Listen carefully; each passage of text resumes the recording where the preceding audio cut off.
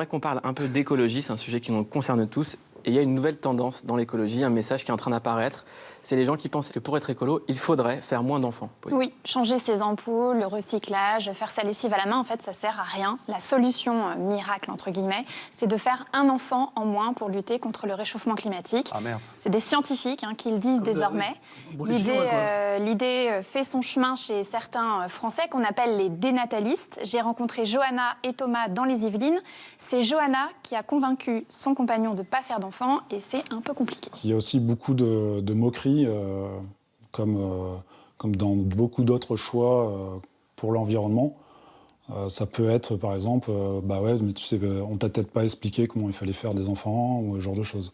J'ai beaucoup de mal à être prise au sérieux, toujours aujourd'hui, et notamment par mes parents. Ça vire à la rigolade et parfois presque à l'énervement, c'est-à-dire « mais arrête avec ça, tu vas changer d'avis ». Les quelques moments où je pourrais me dire « j'aimerais bien avoir un petit enfant qui lui ressemble, qui me ressemble », en fait, tout de suite après, je me dis « c'est égoïste ». C'est égoïste parce qu'en fait, cet enfant-là, ouais, peut-être qu'il nous ressemblera, mais à côté de ça, peut-être qu'un jour, il nous reprochera, il nous dira « mais pourquoi vous m'avez mis au monde alors que vous saviez, vous voyez très bien dans quelle direction allait le monde et comment il était en train de tourner au chaos. Dans 15 ans, il n'y aura plus d'éléphants. » Ça paraît bête, mais j'ai pas envie d'avoir un enfant qui va grandir dans un monde où il n'y aura plus d'éléphants.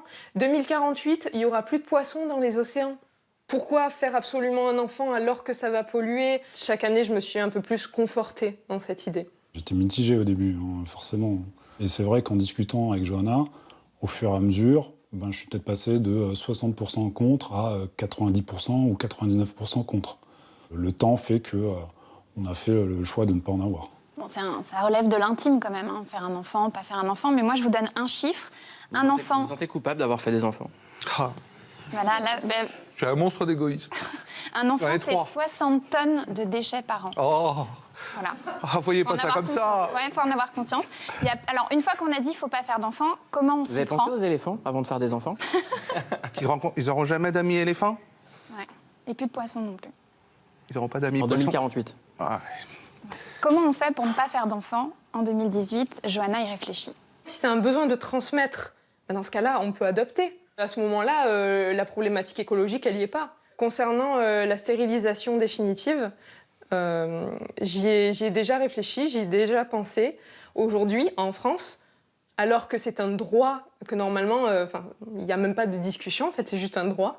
Aujourd'hui, une jeune femme qui va chez un médecin lui dire voilà, est-ce que je peux me faire stériliser, ce sera très, très compliqué pour elle. Après, c'est vrai que psychologiquement, par exemple, Thomas, il veut pas, spécialement parce qu'il me dit toujours « on sait jamais ». On sait jamais. J'ai fait le choix, du coup, d'avoir un stérilet. Alors déjà, un stérilet, par exemple, par rapport à la pilule, c'est beaucoup moins polluant. Et au-delà de la pollution, c'est vrai que je suis tranquille. Pendant 5 ans, je me pose plus de questions. La solution, elle est politique aussi. Elle est portée par un ancien ministre de l'Environnement qui est président de l'Institut Momentum qui réfléchit sur le climat. La solution, il y a des hommes politiques qui ont réfléchi à une solution. Une solution pour ne pas faire d'enfants, exactement. Yves Cochet veut mettre fin aux politiques natalistes. En fait, il veut supprimer le 3e enfant et convaincre les couples financièrement de ne pas en faire. La solution concrète, oui, c'est une politique, on peut dire, de modération nataliste. One is good, two is enough, c'est pas plus de 2, parce que c'est très sensible.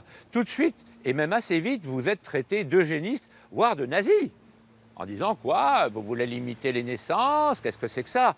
Donc il faut faire très attention et avoir un discours le plus raisonnable, mais en même temps sensible, parce que c'est pas simplement est-ce que je vais acheter des fraises ou pas, c'est quelque chose qui touche les tripes. Moi, je propose qu'il y ait une inversion de l'échelle des allocations familiales.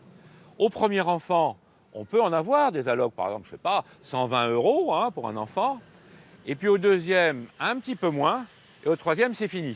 Est-ce que vous pensez que cette idée est un peu trop fantasque ou finalement ça peut être une solution pour plus tard, pour les générations futures? Je sais pas, il faudrait des chiffres, voir comment est-ce que la natalité... 11 milliards en 2050. C'est des chiffres globaux. Je veux dire, quels sont les chiffres de la natalité? Est-ce que vraiment la natalité augmente en France?